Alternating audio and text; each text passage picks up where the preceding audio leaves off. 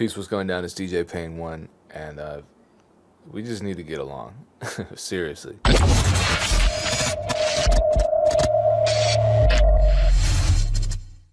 I've been talking about this a lot. Rappers and producers need to get along.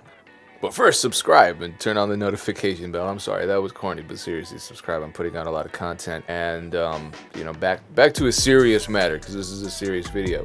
Rappers and producers, we can work with each other, we can respect each other, and we can handle our business fairly and with respect. And recently, I've been critical of producers who scam rappers on Instagram. I'm not one of those people that advocates only for the producer community and says that we're without fault. Trust me, we all have a lot of work to do. There's this trend in the producer community now where producers are stealing the identities of young women and creating these fake Instagram profiles just to make a quick dollar off of rappers by lying to them and saying, hey, my boss, Reckless Beats or whoever it is really likes your music. You have so much potential. DM him ASAP. He wants to work. And then all they do is once you DM them, they sell you a $30 beat. They don't care about you. They just want to make that money. And then they're also selling these guides on how to scam rappers to other producers. That's sad. I want that all to stop, because that is creating a situation where rappers are now looking at producers as people who just view them as dollar signs. And that's not what we need to be. A lot of producers like to say, hey, rappers don't want to pay us for beats. You see rappers disrespecting producers, but just because, I'm talking to producers now, just because you've been disrespected by a rapper in the past does not justify you turning around and treating rappers as quick come-ups. I mean, we're all human. We all make mistakes, but we can compromise. We can reach fair agreements regardless of what our role in the creative space is. Now, most producers respect rappers. Most rappers respect producers. If that weren't the case, none of us would be doing this for a living, trust me. But there's a small group of people who need to be checked for their disrespectful behavior. And so I address this disturbing trend in the producer community where they've been disrespecting rappers. I want to address this trend in the recording artist community where you've been disrespecting producers, the composers of beats, beat makers, whatever you want to call us. So I often see new producers getting preyed on and lied to about their rights when it comes to beats. And honestly, some of these rappers and managers who do this aren't doing it to be evil. They genuinely just don't know better. I mean, they might be regurgitating some myths that somebody else taught them. Or they might just be ignorant. They might just have bad information and they don't realize it. But here's an example. So check out this screenshot. It's such an extreme example that it's really easy to use to show exactly what I'm talking about here. And here you see a young recording artist who clearly is not familiar with the business at all. I need free beats. If I ever get big, I'm going to pay you 10%. Someone responds, producers get 50% though. And then he continues to say, well, I'll give them 35 or 40 if I go platinum. So now there's a lot wrong with that statement, because it's really hard to go platinum, number one. And number two, that shouldn't be the goal, because let's say he sells 10,000 copies. He just made a bunch of money. So what, the producer doesn't get anything because he didn't sell 1 million copies? What if he goes gold? Now he's not going to give the producer anything. So I don't think he's doing that to be evil. I think he's doing that just because he doesn't know better and doesn't understand how the business works. But there are so many types of royalties generated from a stream or from a sale, potentially, or even from a play, on YouTube or something. There are a couple types of royalties that when we talk about these percentages, we have to define them. And I've had a lot of recording artists contact me and say, hey, what percentage do you want? And I'll say, percentage of what? They'll say royalties. I'll say, what kind of royalty? And they're not aware that there are mechanical royalties, performance royalties, royalties from sales that aren't mechanical royalties. There's content ID. There are these YouTube sync fees that I discussed with Jacob from Create TV. And that's one that a lot of people don't know about. Sound exchange royalties. There are all types of royalties that can be collected on. So we all have to understand as many as we can, just so that we know going into one of these conversations exactly what we're talking about. Because the standard royalty rate for a producer in the music industry is 3 to 4 points, which amounts to about 3 to 4%.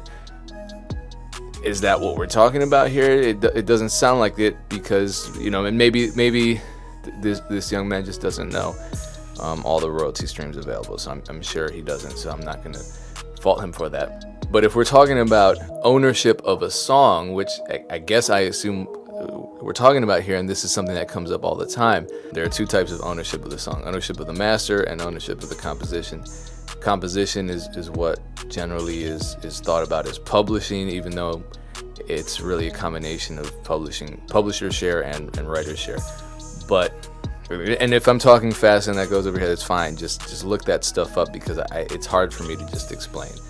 And if you have questions after hearing me talk, that's a perfect opportunity for you to do some research and figure this stuff out.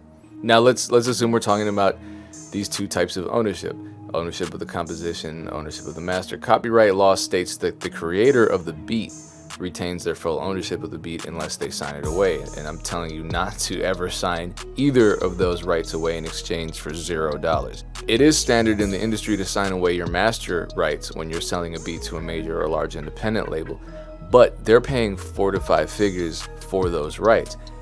But it is absolutely not standard to sign away your composition rights, aka your publishing, like ever.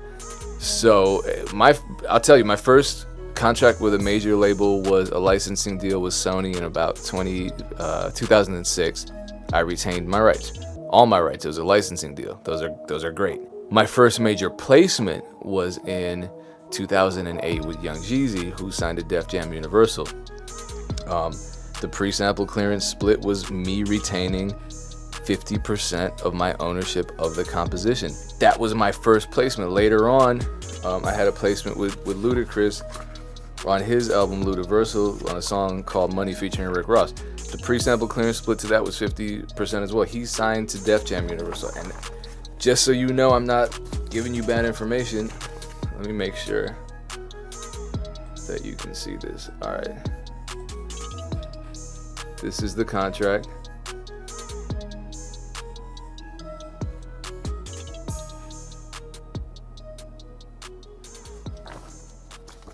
And let me show you what I signed for.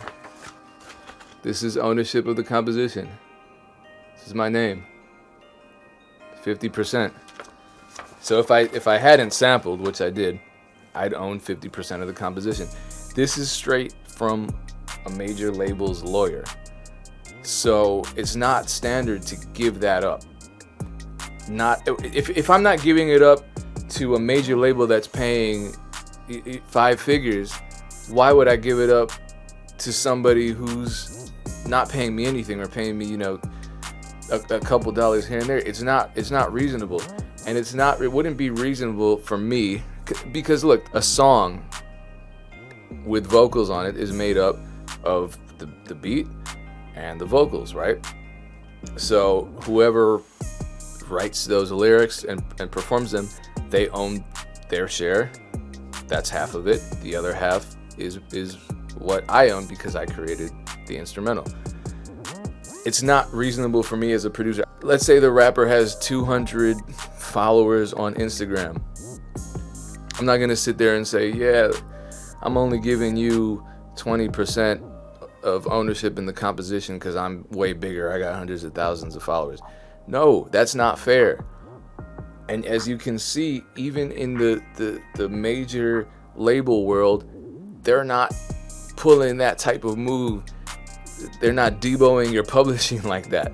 So just know, because a lot of people will, and unfortunately it's a lot of recording artists talking to producers saying that hey, I want to get this beat from you. How about this? In exchange for me buying this beat from you for a couple $100, I'll give you 30% of the composer's share. Why? No, that's yours. You composed the track. You should get your half. They should get their half. They get 100% of the half that's that they're entitled to as the writer of the lyrics. You should get your half, your full 100% of your half, which is 50% of the overall song. So don't let anyone tell you that it's industry standard to give up your composer slash publisher share up. It's not. And we don't need to disrespect each other. We don't need to cuss each other out. We don't need to have these conversations with animosity. We can be honest, but we can focus on the facts. And the facts are, it's a 50-50 split. That's the good news.